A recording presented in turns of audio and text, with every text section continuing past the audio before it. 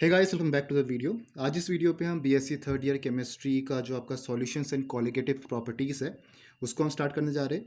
तो इसमें आपके डिफरेंट डिफरेंट टॉपिक्स आपको मिलेंगे यहाँ पर, जैसे आपके जो ऑस्मोटिक प्रेशर है, डिप्रेशन फ्रीजिंग पॉइंट है, सॉल्यूशंस के बारे में हो गया।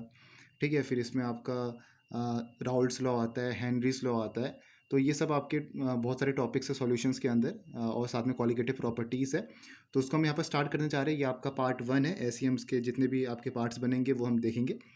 तो पहले आज इस वीडियो में हम देखेंगे कि आपके सॉल्यूशंस क्या होते हैं, कितने टाइप के आपके सॉल्यूशंस होते हैं, सॉल्यूट क्या होता है, सॉल्वेंट क्या होता है। तो ये बेसिक चीज़ें इस वीडियो पे हम कवर करने वाले हैं। तो सॉल्यूशन क्या होता है, सॉल्यूशन की डेफिनेशन क्या लिखोगे, लिखा गया solution is a homogeneous mixture. Homogeneous mixture मतलब वो मिक्सचर जिसका आपका जो कंपोजिशन है, जो प्रॉपर्टीज़ है वो आपकी यूनिफॉर्म है, सेम है थ्रू आउट द मिक्सचर, उसे हम कहते हैं होमोजीनियस मिक्सचर। ठीक है, जैसे सॉल्ट इन वाटर हो गया, ये क्या आपके पास यहाँ पर होमोजीनियस मिक्सचर है। अब जैसे आपका हेट्रोजीनियस मिक्सचर क्या हुआ, सैंड इन वाटर। इस टाइप के जो एग्जांपल्स होते हैं ये क्या हो गए, हेट्रोजीनियस हो गए। होमोजीनियस के मिक्सचर का एग्जांपल देख सकते हो, जैसे सॉल्ट इन वाटर हो गया, या और भी कुछ आप ले सकते हो, जैसे आपका कॉफ़ी हो गया, टी हो गया। तो this are all homogeneous mixtures, जहाँ पर आपका जो कंपोजिशन है और जो आपका मिक्सचर है, कंपोजिशन मतलब कि जो आपके मॉलिक्यूल्स अरेंज हो रखे हैं, जो आपका एटम्स का रेशियो है यहाँ पर किसी सब्सटेंस में, वो क्या आपका सेम है थ्रू आउट द मिक्सचर। ठीक है, वो होते हैं आपके होमोजीनियस मिक्सचर। तो क्या लिखा है definition, a solution is a homogeneous mixture of two or more chemically non reacting substances whose composition can be varied within a certain limits. इसका कंपोजिशन किसी लिमिट तक वेरी किया जा सकता है। तो दीज आर कॉल्ड सॉल्यूशन। अब basically solution आपके यहाँ पर दो चीज़ से बनता है, सॉल्यूट प्लस सॉल्वेंट। एक होता है आपका सॉल्यूट और दूसरा होता है आपका सॉल्वेंट। क्या लिखा है यहाँ पर, every solution is made up of a solvent and one और मोर सॉल्यूट।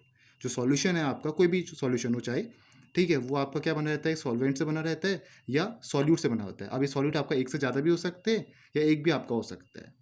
नेक्स्ट क्या लिखा है, a solution containing only one solute. अगर आपके पास सॉल्यूट, किसी सॉल्यूशन में एक ही सॉल्यूट आपके पास है और वो डिजोल्व किया गया है किसी सॉल्वेंट में, उसे हम कहते हैं binary solution. If there is only one solute तब उसको हम कहेंगे बाइनरी सॉल्यूशन, और वो एक सॉल्यूट आपका किसी पर्टिकुलर सॉल्वेंट में डिजोल्व किया गया है। ठीक है, तो उस सॉल्यूशन को कहते हैं बाइनरी सॉल्यूशन।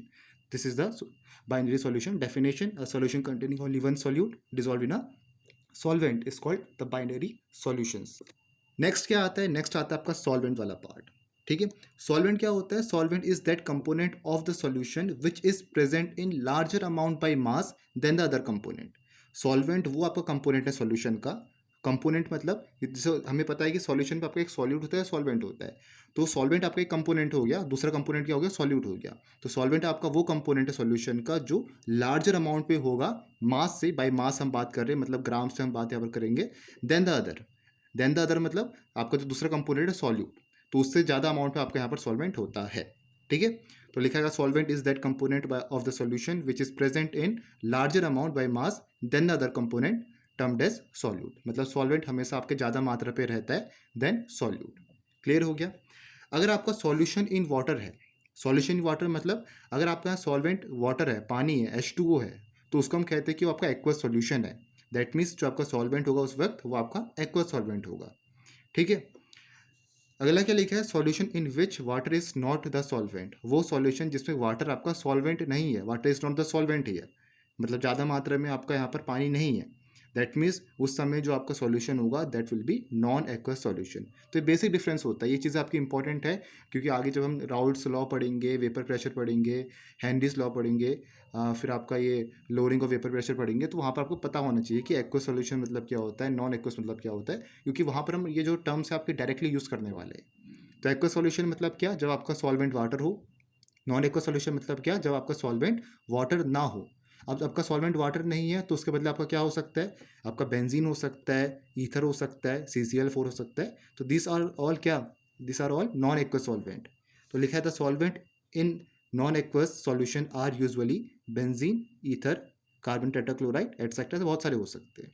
ठीक है, दिस और all are non aqueous solvents. Clear हो गया। अब नेक्स्ट आता है आपका टाइप्स ऑफ सॉल्यूशन, कितने आपके सॉल्यूशन के टाइप्स होते हैं। क्या लिखा है, solution can be solid, liquid or a gas depending upon the physical state of the solvent. अब जो सॉल्यूशन है वो आपका सॉलिड भी हो सकता है, वो आपका लिक्विड भी हो सकता है, गैस भी हो सकता है, डिपेंड करता है कि सॉल्वेंट की फिजिकल स्टेट क्या है। मतलब अगर आपका सॉल्वेंट लिक्विड में है, लिक्विड है, जैसे सॉलिड इन लिक्विड हो गया, गैस इन लिक्विड हो गया, या फिर आपका ये लिक्विड इन लिक्विड हो गया, मतलब सॉल्वेंट अगर आपका लिक्विड है तो आपका यहाँ पर क्या होगा, सॉल्यूशन भी लिक्विड होगा। अगर आपका यहाँ पर सॉल्वेंट सॉलिड है, मतलब सॉलिड इन सॉलिड, जैसे आपका सॉल्यूट सॉलिड है और सॉल्वेंट आपका सॉलिड है, दैट मीन्स क्या आपका सॉल्यूशन क्या होगा, सॉलिड सॉल्यूशन होगा। ठीक है। या अगर आपका यहाँ पर गैस क्या है, सॉल्वेंट है, दैट मीन्स सॉल्यूशन भी क्या होगा, गैसेस सॉल्यूशन होगा। क्लियर हो गया। मेनली यहाँ पर बात करते हैं लिक्विड सॉल्यूशन की, इसी को हम यहाँ पर पढ़ेंगे। एक बार हम देख लेते हैं तीनों का आपका क्या डिफरेंस रहता है। तो यहाँ पर देखो हमने टेबल जैसी बना रखी है, ये टेबल शायद आप अगर आपको याद होगा तो क्लास 12 में भी थी आपकी सॉल्यूशन चैप्टर के अंदर।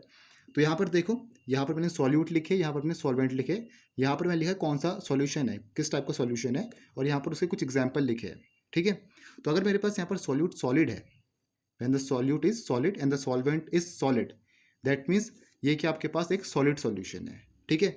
यहाँ पर आपको जो भी सॉलिड दिख रहा है यहाँ पर सॉल्वेंट, ये आपको ये बता रहा है कि आपका जब सॉलिड होने सॉल्यूशन होने वाला है वो सॉलिड सॉल्यूशन होने वाला है। यहाँ पर जो लिक्विड है ये आपके सॉल्वेंट है, तीनों पे आपका लिक्विड यहाँ पर सॉल्वेंट है, दैट मीन्स आपका लिक्विड सॉल्यूशन है। गैस की बात करें, अगर गैस होगा आपका सॉल्वेंट, दैट मीन्स कि आपका जो सॉल्यूशन है वो गैसेस सॉल्यूशन है। तो ये चीज़ आपको क्लियर होनी चाहिए, जो भी आपका सॉल्वेंट होगा वही आपका सॉल्यूशन हो जाएगा, क्योंकि हमेशा सॉल्वेंट आपकी ज़्यादा मात्रा पे रखा जाता है देन सॉल्यूट। ठीक है। तो सॉल्यूट अगर मेरे पास सॉलिड है और सॉल्वेंट भी सॉलिड है, तो जो आपका टाइप ऑफ सॉल्यूशन होगा ये क्या होगा, ये आपका सॉलिड सॉल्यूशन होगा। किस टाइप वाला, सॉलिड इन सॉलिड, मतलब हम सॉलिड को डिसॉल्व कर रहे हैं किसमें, सॉलिड में कर रहे हैं। ठीक है। कैसे एग्जाम्पल ले सकते हो, जैसे एलॉय हो गया, ये आपका एग्जाम्पल है, एलॉय का एग्जाम्पल दे सकते हो, ब्रास हो गया, फिर आपका यहाँ पर जर्मन सिल्वर हो गया, ये कॉम्बिनेशन से आपके बनते हैं, कॉपर जिंक इस तरीके से। तो ये सब आपके जो एलॉयस है ये आपके एग्जाम्पल है सॉलिड इन सॉलिड सॉल्यूशन के। क्लियर हो गया। अगर आपके पास लिक्विड है सॉल्यूट और सॉल्वेंट आपके पास सॉलिड है, दैट मीन्स क्या होगा, आपका लिक्विड इन सॉलिड होगा। ठीक है। ये भी क्या आपके पास सॉलिड सॉल्यूशन है, क्योंकि यहाँ पर जो सॉल्वेंट है दैट इज सॉलिड। ठीक है। एग्जाम्पल क्या लोगे, amalgam of mercury with sodium metal. देखो अब मरकरी क्या आपके पास लिक्विड है, हमें पता है कि mercury is only metal which is liquid at room temperature. तो इसको हम किस में डिजोल्व कर रहे हैं, सोडियम मेटल पे, एक सॉलिड में यहाँ पर हम डिजोल्व कर रहे हैं, मिक्स कर रहे हैं बेसिकली। ठीक है। तो मरकरी विथ सोडियम अमलगम से हम कहते हैं। तो ये क्या हुआ, आपका एग्जाम्पल हुआ लिक्विड इन सॉलिड का। Then comes gas in solid. तो गैस इन सॉलिड का एग्जाम्पल दे सकते हो, डिजोल्व गैसेस इन मिनरल्स। ठीक है, ये हो गया। या कह सकते हो हाइड्रोजन गैस इन पैलेडियम, ये भी एग्जाम्पल हो गया। नेक्स्ट आता है आपके पास सॉल्यूट है सॉलिड एंड सॉल्वेंट है लिक्विड। ठीक है। तो ये किस टाइप का सॉल्यूशन है, ये लिक्विड सॉल्यूशन है, क्योंकि सॉल्वेंट यहाँ पे लिक्विड है। ठीक है। अभी लिक्विड है इसका मतलब ये नहीं कि ये आपका पानी होगा, पानी है तो उस समय एक्वस आएगा, लिक्विड है तो कोई दूसरा लिक्विड भी आपका हो सकता है। ठीक है। तो सॉलिड इन लिक्विड की बात करें तो इसका जो एग्जाम्पल है, इसका हम एग्जाम्पल दे सकते हैं salt in water. Liquid in liquid का दे सकते हो इथेनॉल इन वाटर, इथेनॉल मतलब alcohol in water. Gas in liquid का दे सकते हो आप ऑक्सीजन इन वाटर। ठीक है, ये कुछ एग्जाम्पल्स है। अच्छा, फिर आता है आपका सॉल्यूट में सॉलिड, ये सॉलिड एंड सॉल्यूट में गैस, दैट मीन्स ये क्या है, गैसेस सॉल्यूशन है, बिकॉज सॉल्वेंट इज गैस। तो ये तीनों क्या है आपके पास, गैसेस सॉल्यूशन है। ठीक है, बिकॉज सॉल्वेंट यहाँ पर गैस है। तो solid in gas, camphor in nitrogen gas. Camphor क्या होता है आपका, कैम्फर ये आपका सब्लिमेशन करता है, इसकी प्रॉपर्टीज होती है सब्लिमेशन की, डायरेक्टली आपका सॉलिड टू वेपर यहाँ पर फॉर्म हो जाता है नाइट्रोजन गैस के कॉन्टैक्ट में आने पर। ठीक है। फिर देखो आपके पास यहाँ पर क्या है, liquid in gas. Liquid in gas का क्या है, ह्यूमिडिटी इन एयर, ये एग्जांपल हो सकता है। अच्छा, एयर पे जो आपकी ह्यूमिडिटी होती है, ह्यूमिडिटी समझ रहे हो कि जो आपके वाटर वेपर की जो कंसंट्रेशन होती है एयर में, उसको हम कहते हैं ह्यूमिडिटी। तो एग्जांपल है आपका लिक्विड इन गैस में। ठीक है, क्योंकि वाटर वेपर क्या हुआ, लिक्विड हुआ आपका वाटर, तो वो जब आपके वाटर वेपर की जो कंसंट्रेशन हुई एयर पे, उसी को हम ह्यूमिडिटी कहते हैं। तो this is the best example of liquid in gas, that is humidity in air. Gas in gas देखोगे तो टाइप्स ऑफ सॉल्यूशन क्या होगा, gas in gas that means ये गैसेस सॉल्यूशन है। एयर का एग्जांपल दे सकते हो ऑक्सीजन प्लस नाइट्रोजन। क्लियर हो गया। अब इसमें जो आपके इंपॉर्टेंट सॉल्यूशन आते हैं, ये अलग अलग आपके टाइप के सॉल्यूशन है। ठीक है, एक आपका यहाँ पर गैसियस ये सॉलिड सॉल्यूशन बन रहा है, एक आपका लिक्विड सॉल्यूशन बन रहा है, और एक आपका गैसियस सॉल्यूशन बन रहा है। अब इसमें जो तीनों में सबसे ज़्यादा इंपॉर्टेंट है और जो हमें यहाँ पर स्टडी करना है इस चैप्टर में सॉल्यूशन के अंदर और क्वालिटेटिव प्रॉपर्टीज़ के अंदर, वो हमें पढ़ना है यहाँ पर लिक्विड सॉल्यूशन, दैट मीन्स ये वाला part, solid in liquid, liquid in liquid, gas in liquid. That means जहाँ पर आपका जो सॉल्वेंट होगा लिक्विड होगा, उसके बारे में यहाँ पर हम स्टडी करनी है। तो बेसिकली इस पूरे चैप्टर में हम लिक्विड सॉल्यूशन के बारे में पढ़ने वाले हैं।